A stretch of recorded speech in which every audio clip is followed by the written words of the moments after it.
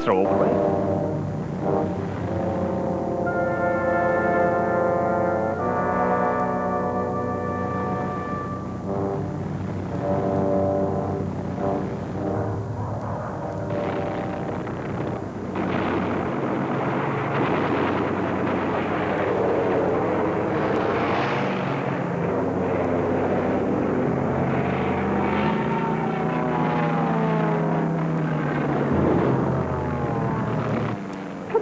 It's coming down.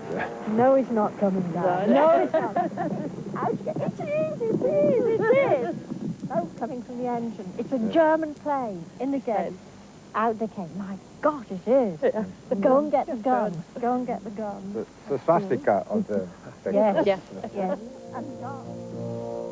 The story of a crack Luftwaffe unit, which embarked in August 1940 on the most audacious daylight air raid attempted to that date. In the tense period, at the end of what historians now call the phony war, the elite crews of KG-27 were being prepared for exceptionally daring special missions. Highly trained and technically brilliant, most of the men were experienced in combat and believed, with some justification, that theirs was the finest air force in the world.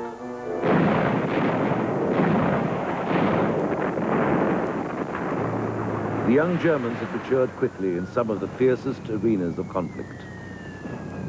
Some were veterans of the bombing of Barcelona in the Spanish Civil War, and almost all had been involved in Germany's crushing of Poland. So the proposal to mount attacks on selected military targets on the poorly defended British mainland held no special fears for them. But it was their plan to knock out the important RAF maintenance base at Sealand in northeast Wales which led to their downfall. An early Battle of Britain episode thoroughly researched by civil servant Hugh Trivett, whose efforts have brought together the competence of 50 years ago.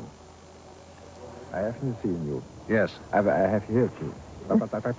Yes. Coachy, now I was talking to him.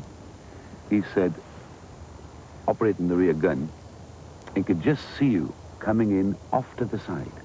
And he couldn't swing his gun around enough to get a good shot at you.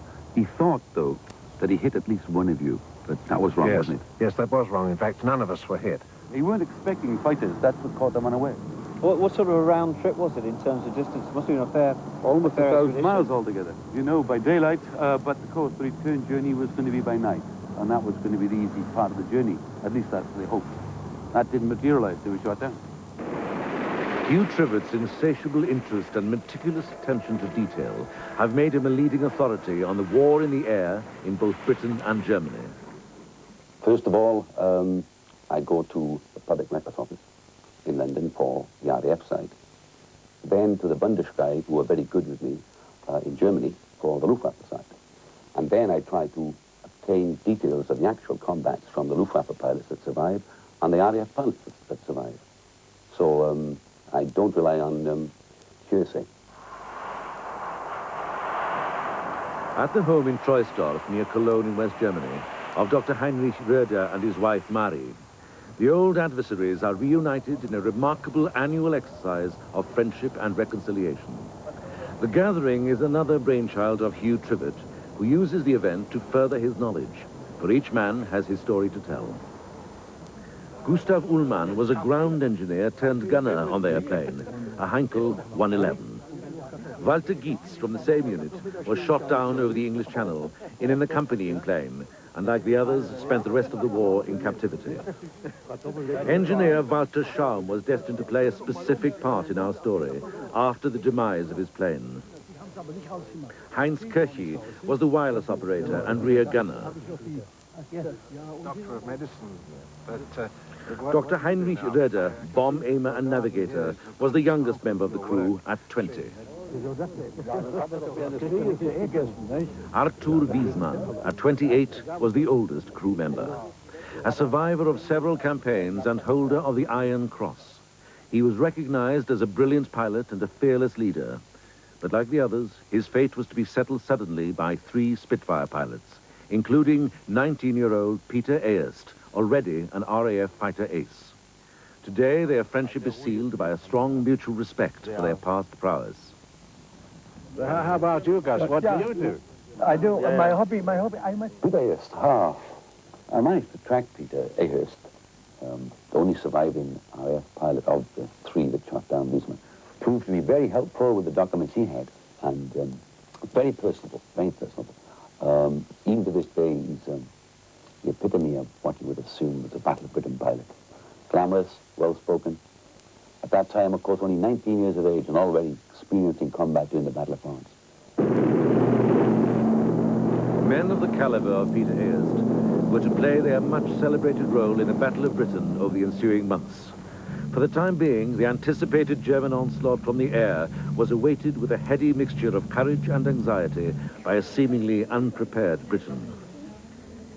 It was known that highly organized bomber squadrons were amassing in northern France, and Britain's defense forces were accordingly poised.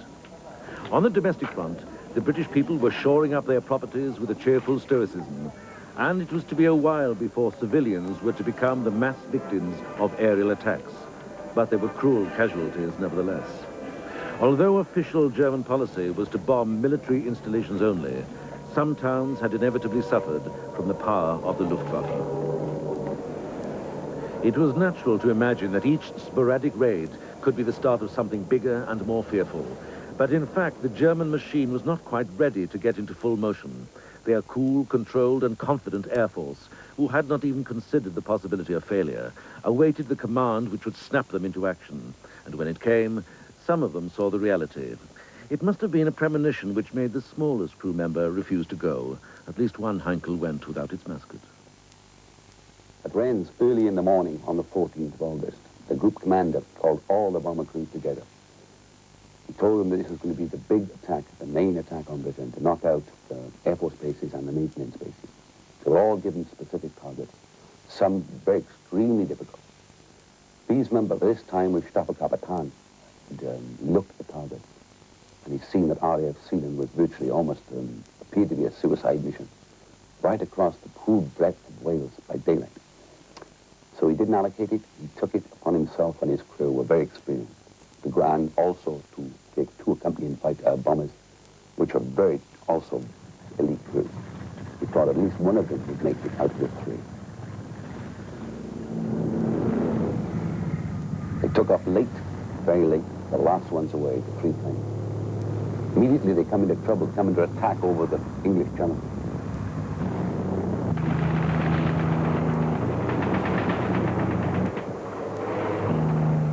One was very badly damaged and had turned back for home and crash landed at Rennes. All the crew were survived. But the other one, the Geats, was badly shot up. They were forced to bail. All four of them bailed. One actually went down with the plane. He was very badly shot. They tried to get him out, but his parachute opened and he went down with the plane. The other four that bailed out, two drowned, but Geats and Dubrel were picked up by a lifeboat. Geats survived. After you were picked up, where were you taken? Zwei von uns wurden auf einem Boot aufgenommen. Die anderen beiden... Walter Geats recalls so clearly to this day being taken off in a lifeboat to an unknown future together with his colleague. He remembers being very concerned for another crewman who was taken in a different lifeboat to a hospital in Lyme Regis and wondering about the extent of his injuries. Mein Flugzeugführer, also mein Pilot und ich, kamen... They landed, and Geats and the pilot were promptly marched off under military escort to the police station. Zu der dortigen Polizeistation. So the third Heinkel went on alone. They flew without fighting cover because there was supposed to be a blanket, a 10-tenths cloud over most of Britain. Unfortunately, it started to clear late in the afternoon when they took off. And over the channel, they experienced great difficulties over the English Channel. Over the Bristol Channel, the clouds settled in again, so they were able to cross the Bristol Channel without being caught by the fighters of 92 Squadron. Over Wales, it was patchy, but they kept their eye they look out for fighters, which they really thought would come at them again. But once they're halfway across Wales, they just settled down, interdispersed in and out of the cloud, hiding from any fighters that might appear. But none did. One crew member would not even have been on the plane had not fortune played one of its little tricks. Gustav Ullmann was required to change roles just before the Heinkel's departure. Gustav had been enjoying his work as part of the ground crew and harbored no particular wish to become a combat hero. Als Bordschütze an die Maschine mitgegangen, nicht? Als Bordschütze mit in die Maschine gegangen. Because I was, well, hired as the shooter, the board shooter for the plane. Was the crew one man short? War der ein Mann zu wenig? Er war kein Mann zu wenig, aber es war ein Geschütz genügend da. Not his role at all. He was an armourer. He had actually flown in planes and actually was a qualified gunner, but wasn't part of the combat team at all. That was the first time he'd ever flown in combat that day. He'd flown in Poland. And he said, if I get in that plane, I'll be shot down. Yet despite the knowledge that this should have been considered as near to a suicide trip as they'd ever been on, there was an overall air of quiet optimism aboard. They had to put from their minds the possible fate of the other two planes. And there was also the steely assuredness exuded by Wiesmann, the inscrutable commander at the controls. Was this bearer of the Iron Cross at all apprehensive of further fighter attack? Abenddämmerung, ich bin ja in geschlossenem Wolkendecke geflogen. Wofür sollte ich da Angst haben? So, Ich hatte ja nur die Sorge, die Maschine auf Kurs zu halten. yeah. So, because it was already getting darker and darker, and he was flying through the clouds, he said, well, there was no point in being afraid, so he didn't know what to be afraid of.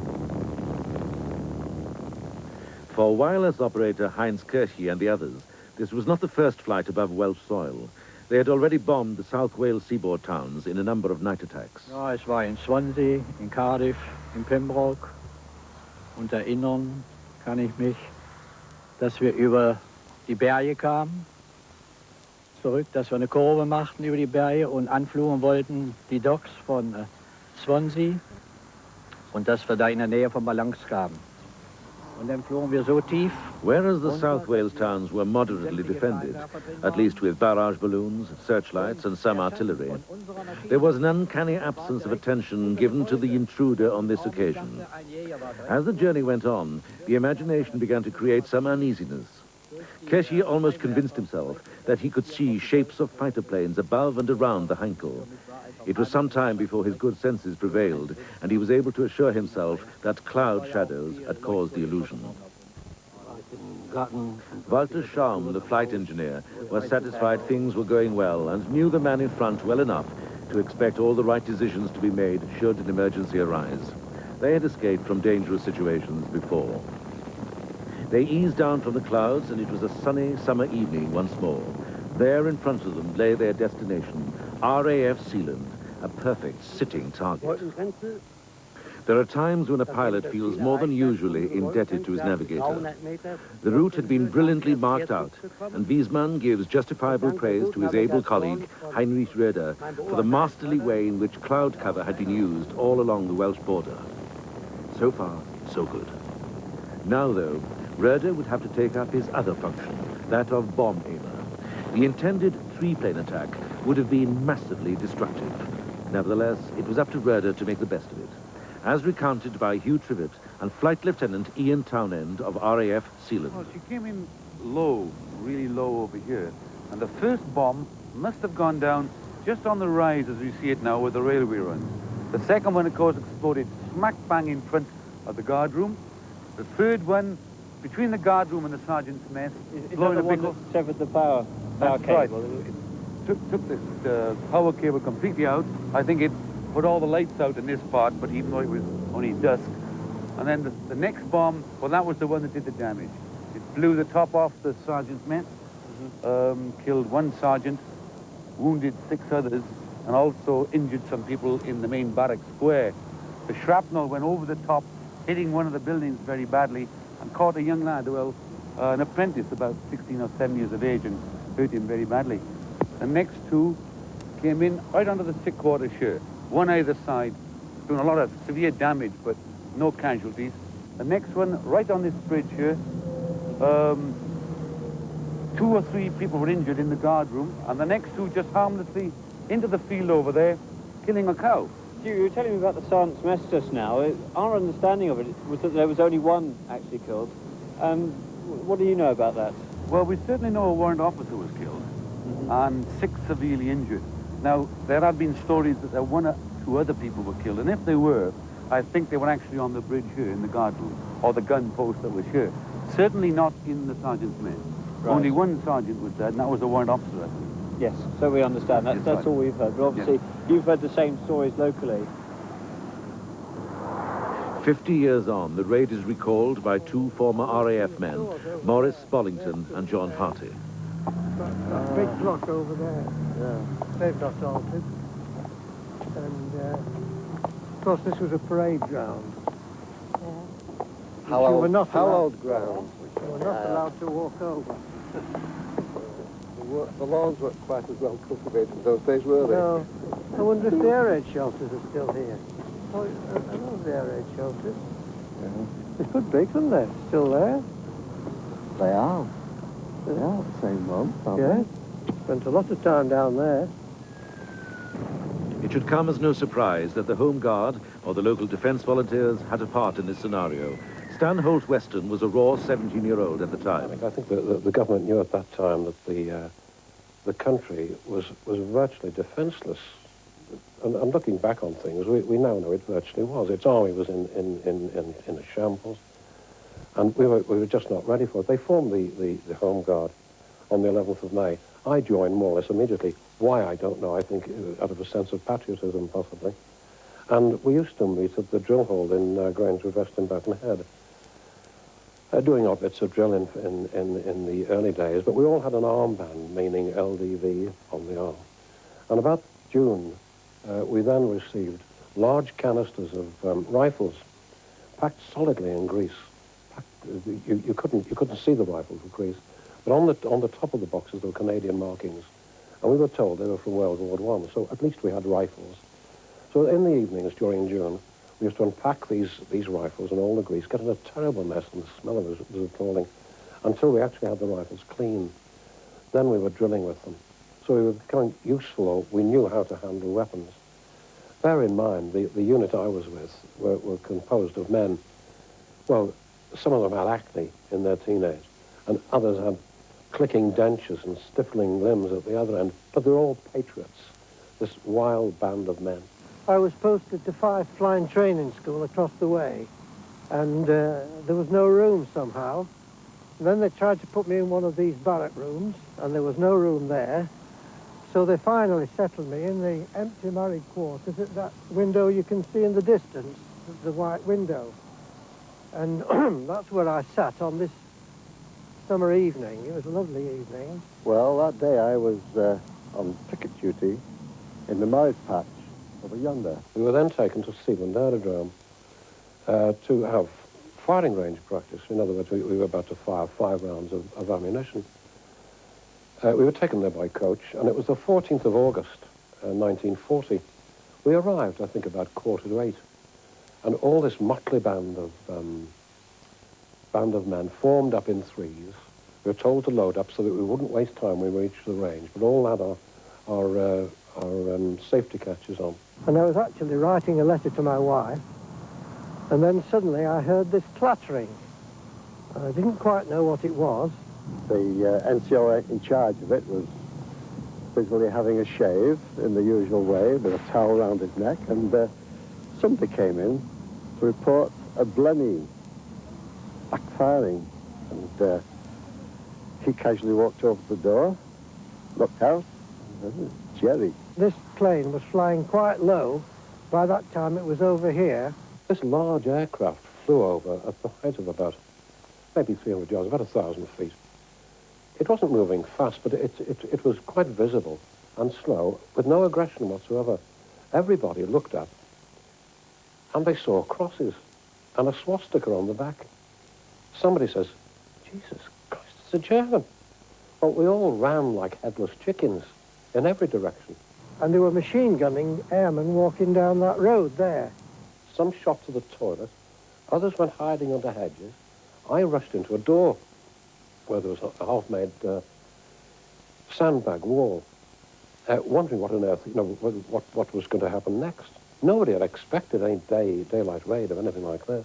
And I see a post there with a spigot on the top for mounting a machine gun, and the machine gun was lying at the bottom of it. So I thought it was a good opportunity for me to have a go. It must have turned round, come back over Shotton Steelworks, and came back over Sealand Aerodrome. So I popped the gun onto this gun onto the spigot. Safety catch was already off, so I just had to cock it and fire it, and it fired, so that was great.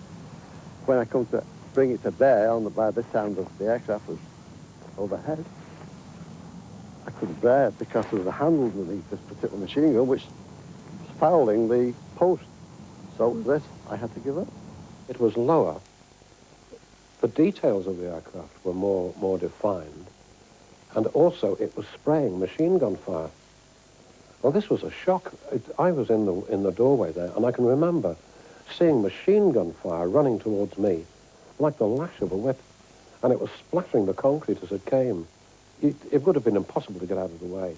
My girlfriend at the time had been standing at the main gate waiting to find where I was, because I had actually supposed to have met her earlier.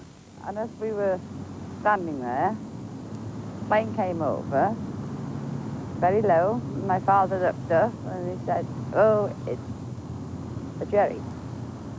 Then bang, bang, bang. So with this, I vanished down the air raid shelter, and I was just about in my end of Little Ward at Sealand. Another thing was about 300 or 400 yards away. I raised the rifle, Lee Enfield, and fired 3 rounds at it. I couldn't miss it in any way.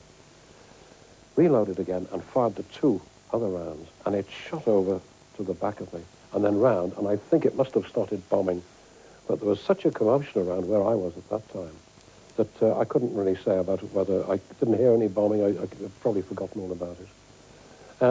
When I've mentioned this incident to various people, they've said that this is possibly, although there's no record to this effect, but it's possibly the first aggressive action by Dad's army or the Home Guard against any German in the last war, and it's quite likely because they'd never done a daylight raid before. The minor defensive activity below didn't seem to register with the bomber crew, whose confidence was growing by the minute. As they were going away, they decided there was absolutely no resistance on the ground, not even any anti-aircraft fire, not even machine gun bullets. So around they went again. There was planes parked all along the side. They decided to machine gun the planes, at least inflict as much damage as they could.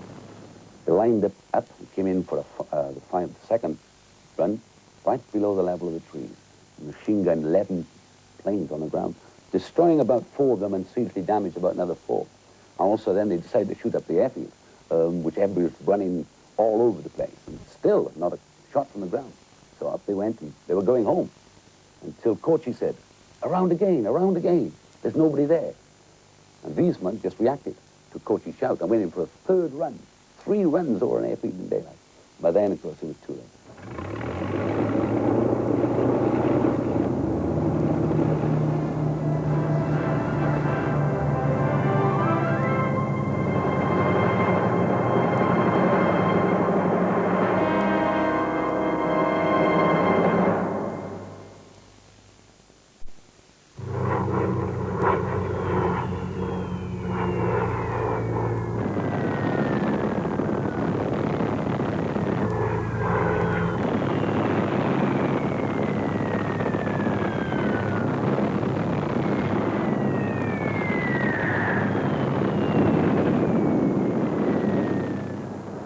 Dr. Heinrich Roeder brings his wife, Marie, on a nostalgic visit to Sealand, and together with the Spitfire pilot, Peter Erst, the detailed research continues.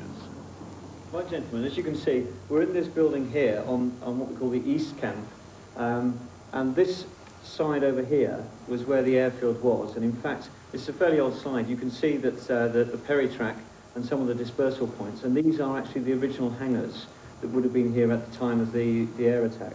And this is where we believe the aircraft will have been actually lined up. It's just outside the front of here. What we'll do is we'll have a look at the next slide, which shows in a little bit better detail. We believe then the second pass of the aircraft came past onto the airfield side, where the aircraft will have been parked in front the hangars here and actually strafed through those. And they were coming round this way for a further third pass when the Spitfires will have picked them up some further way out than this. In fact, just 5 miles away at Harden Airfield stood the only 3 armed Spitfires on alert for the defence of the whole of North Wales. Now a major British aerospace establishment, Harden was a far more primitive place at the beginning of the war.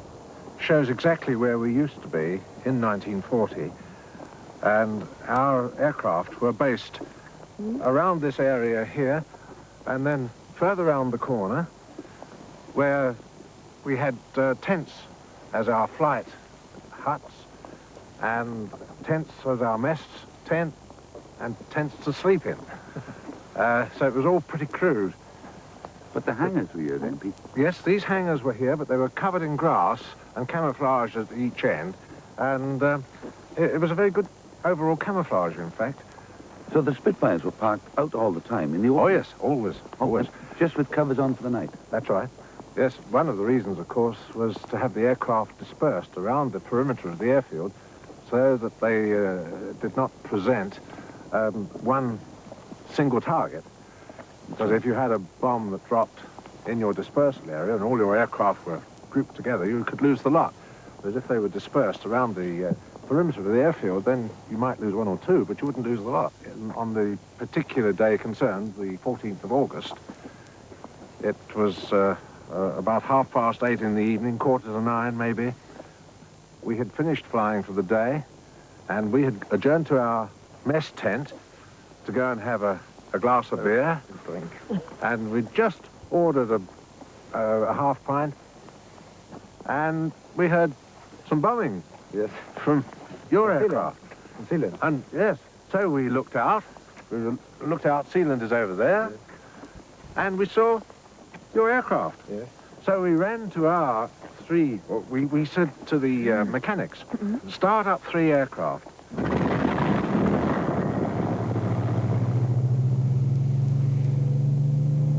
Took straight off. We didn't bother to taxi into wind.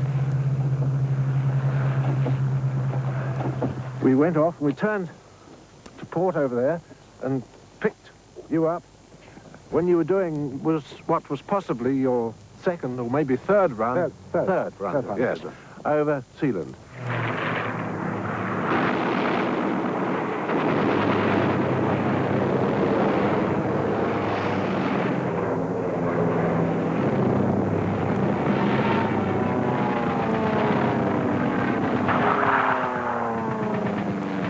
All of the Staffelkapitän's brilliance would now be needed to evade such a concentrated barrage.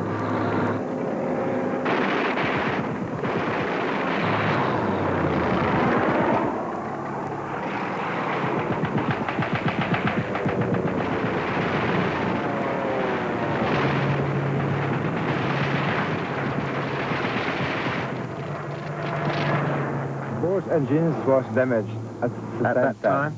Oh, yes. I said to Wiesemann, the motor is damaged. Yes. He said, I know, but he means the left motor and I mean the right motor. So you were a little confused. Yes. That was the end of our flight. Yes. But then you went round in a circle. We went back over the river. You turned... the pilot think I must find a big area to make a crash landing. Yes. That's right. So he was looking for a crash, or an area to crash land. And he went over the River Dee at that time, I think, because that was where Sid Lawrence saw us from Shotton. A superstore now stands on the site of the old Alhambra Theatre, where Sid Lawrence, as a young man, was playing in the band on that night of August the 14th, 1940. The night he saw something which left an indelible image on his memory. Musicians had their own part to play in the war effort, but it was far different from the activity going on above a Shotton side street. It all happened way before this young lady was born. Just like to show you that. Good heavens. Where did you get this from? It's my husband's mother was in the Spitfire Review, in the Alhambra when you were there. The old Alhambra Theatre? That's right. And Jack Evans. Jack Evans. Yeah. Was the person there as well, as you can see. Yep. Jack Evans, Bell, Austin. Oh, yeah. Where's your name, There you are. Oh, there it is. I'm in the orchestra. Yeah. got Mr. Sid Lawrence, cornet.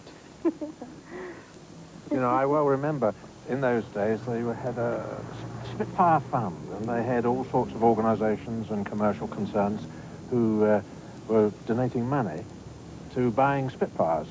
And they reckoned the cost of a Spitfire was about £5,000. I remember it to be £5,000, yeah. Incredible. You can't buy a car for that now. Yes, they were all over the country, weren't they, these, you know, collecting money for Spits. That's right. And bombers. Yes, As I remember, I think it was £25,000 for a bomber, yeah, and £5,000 for a Spit. That's right, that's right. It's interesting. Must have helped you a lot. That's most interesting. Well, there. Can I have a copy of that? Yes, certainly, Oh, yes. thank you. Welcome. Stood on the top of Salisbury Street here, yes, with my friend. Well, that would have been about 9 o'clock in the evening, if I remember Yes, correctly. yeah. Well, it had to be because it was still daylight, and we stood talking, but we happened to be looking down Salisbury Street, you know, and suddenly we couldn't believe our eyes.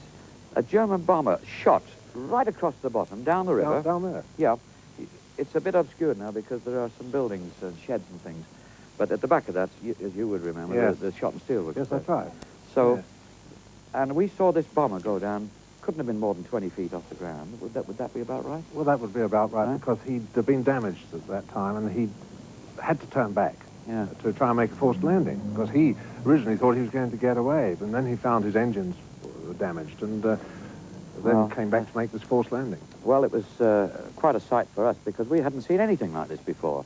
I mean, we'd heard the bombers go over in the dark, but to see one in Shotton in daylight, and it whizzed across the bottom of down the river, closely followed by a Spitfire.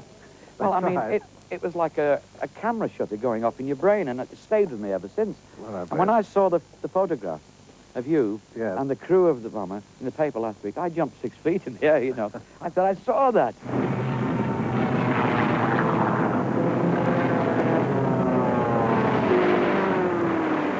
The 3 Spitfires, piloted by Hallings Pott, McLean and Ayerst, scored several direct hits. And though they knew the Germans were doomed, they still clung tightly to their quarry.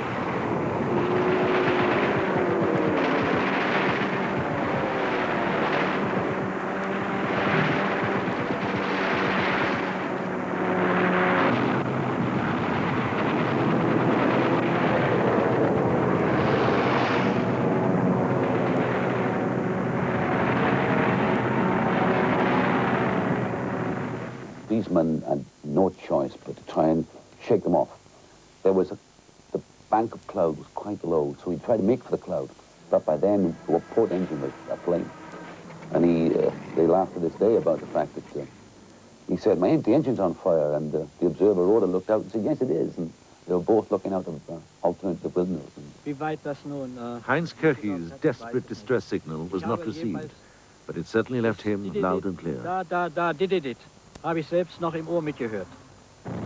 With the Heinkel rapidly losing altitude, the search was on for a suitable place to bring the plane down. He would be spoilt for choice in the flatlands of the Dee estuary, but nevertheless, the matter would concentrate the mind of the Staffelkapitän. Gefühle hat man, glaube ich, in solchem Augenblick nicht. Da denkt man nur daran, die links für den Pol geht's noch heil runter. You don't have really any feelings at all then, but you only think, what can I do? How can I land my plane successfully? They found themselves on the outskirts of Chester. Even then they managed to joke that it would benefit them to land on the possibly neutral Welsh side of the border. Wiesmann set his eye on a large field and shut down the remaining spluttering engine, and they all girded themselves for a wheels-up belly landing. Clipping a high hedge and ducking under some telegraph wires, the long journey terminated 40 yards from Border House Farm. The farmhouse was occupied by 2 families, the Llewellyn Joneses and the Andertons. And they had 2 young daughters, virtually the same age, the cousins, of course. And they were playing outside in the ground, very nice house at the time. And they could see this plane, bomber coming down, a flame. And they ran into the house. Said their parents, there's a bomber coming down into our field, the bomber coming down. It is. into the house again, because our parents were sitting round the kitchen table, listening to the news on the radio, and there must have been some, I think, important news. You wouldn't believe it. Yeah. Out again. The smoke coming from the engine. It's a German plane in the gate. Out they came. My God, it is.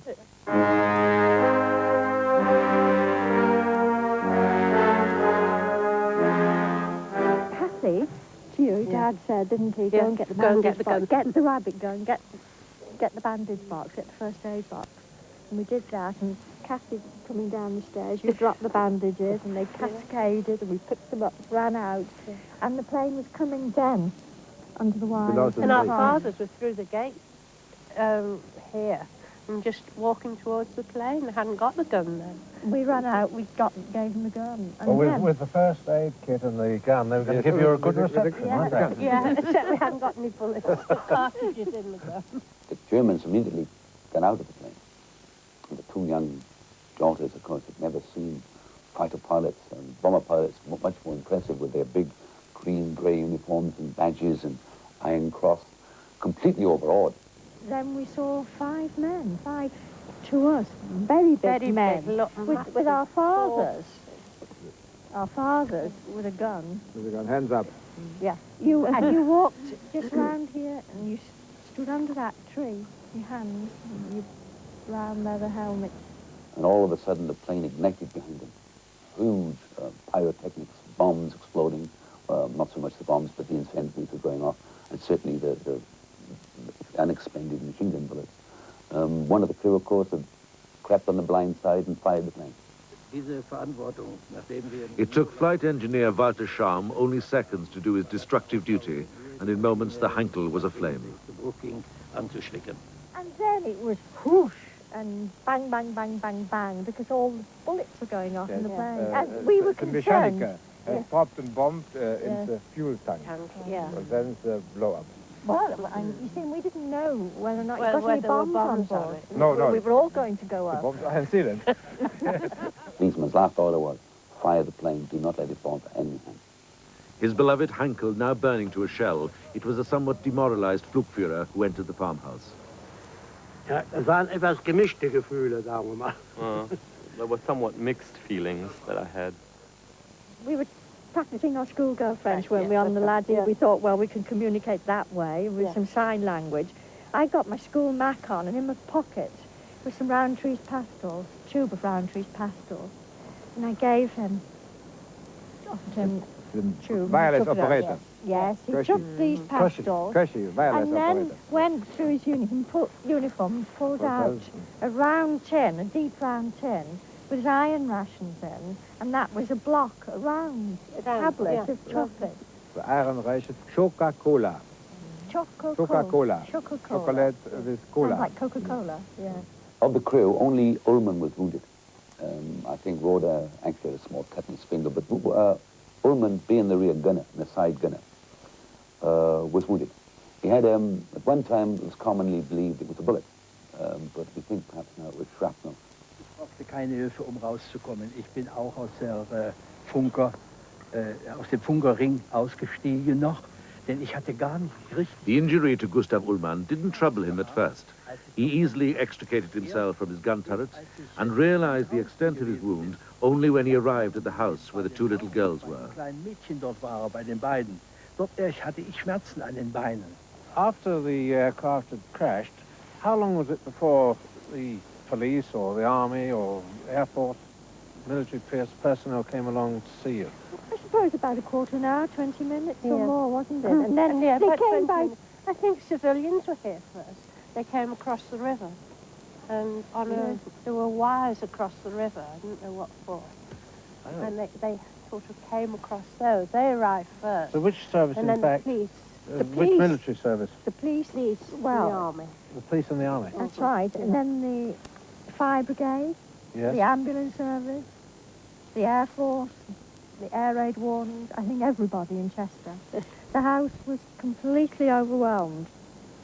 The police, I think, were interrogating the pilot. Yes. Because I remember poking my nose in the... We just round the door. We poked our noses round the dining room door, and there was this pilot, who to me had a long, sombre face in his uniform. And there was a man very seriously leaning over him, and he was sitting in a chair, and there was another man treat. For weeks afterwards, the strongly guarded wreck of the Heinkel would attract attention from all around.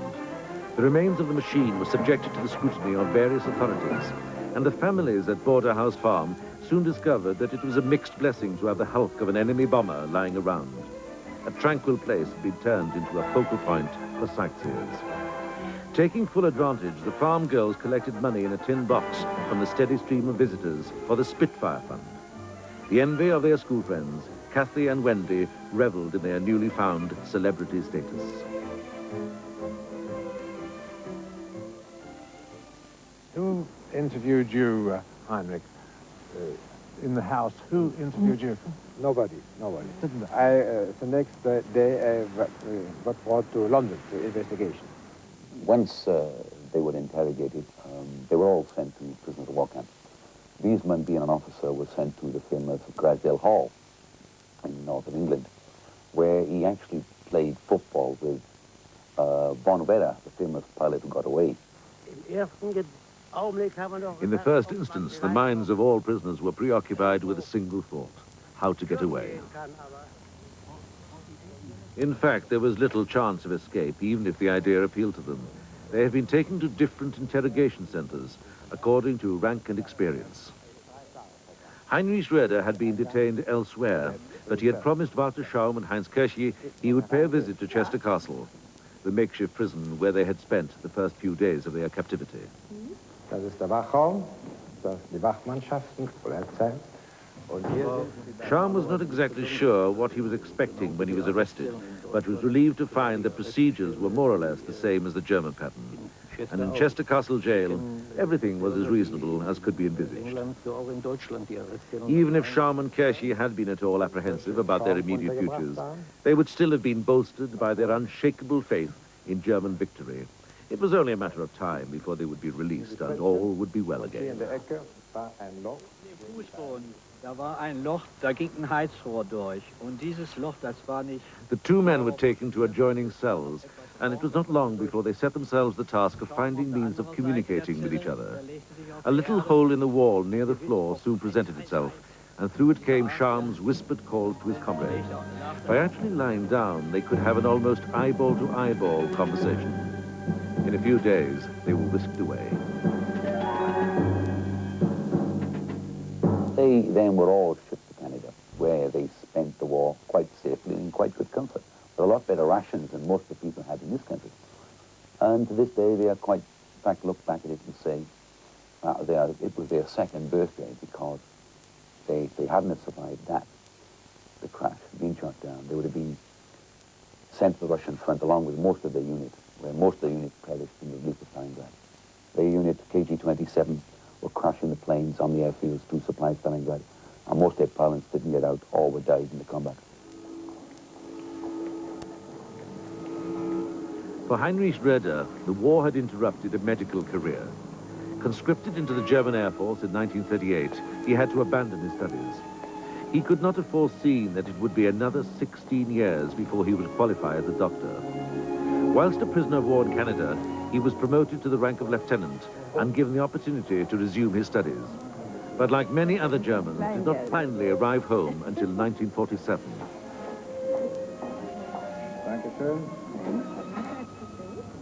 To rub them for you. Heinrich Roeder appreciates the conspicuous lack of ill feeling that their bombing of Wales might have engendered. Neither side will forget the conflict, but they take great pleasure in the opportunity their grand reunion gives them to put the past into perspective. An uncanny bond develops between men who fought under different flags 50 years before. I don't normally go for reunions. I think sometimes they can be a little too nostalgic.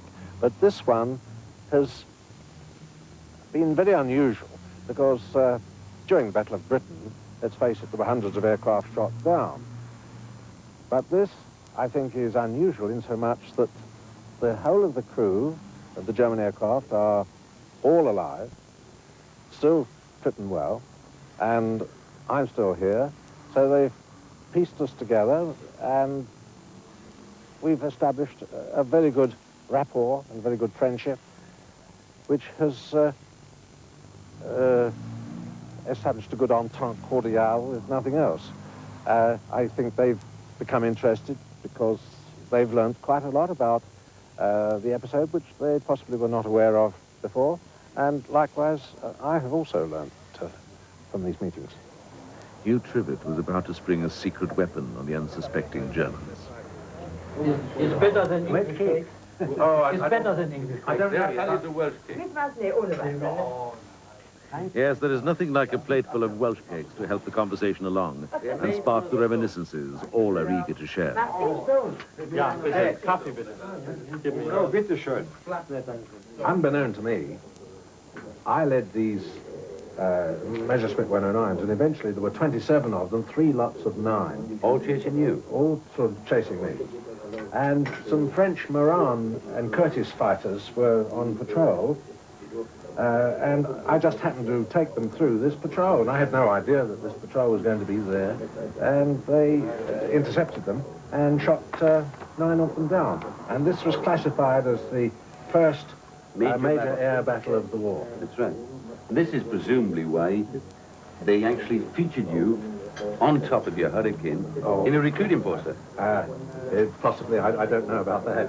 The RAF, the Royal Air Force needs men like these now. And when we open it up, 1940 recruiting poster, yes, there is Peter Eggers sitting on top of his Hurricane in France in 1940. That's right. I had no idea. Few can look back on such an eventful career as Peter Erst. In combat throughout the war in the skies over Britain, France, Germany and North Africa, he emerged to the DFC. But because of official intransigence, a Battle of Britain clasp was not awarded to the man who served the RAF so well, right up to the jet age. And all such veterans love to share anecdotes. One of my letters sent home, all by sensor. It looks like this. How did your parents understand the parts that were taken out? I don't know. This was from October 43, from Canada. This map is made of rice paper. And if you were captured, one of the first things you did was to get rid of anything of this nature, which might assist the Germans in knowing how we were, what escape methods we were using. And then one was required to eat it. This is an interesting map. The scale. Every minute detail is of interest to Hugh Trivett, who is dedicated to recording the facts of all such stories for posterity, and this tale in particular. It seems extraordinary, doesn't it, that all these years later, we're here talking. No doubt the talk will go on for some time yet about this fascinating episode in the Battle of Britain. It's partly interesting because I'm actually serving at this station. Why on earth bomb Sealand when there was shot and ironworks just over there? I'd have thought they would have been a better target. The way it was carried out over such a great distance, and the fact that they very nearly got away with it, makes the whole thing really fascinating. Well, they would have got away with it if they hadn't made that fatal error to go round 3 times. That was not fair. There were 3 Spitfires behind us. We wanted to make sure of it. You must put away. You must put away your guns. Only one gun. Yes. In short. But you had more than one gun. No. Also, he had one. He couldn't see you.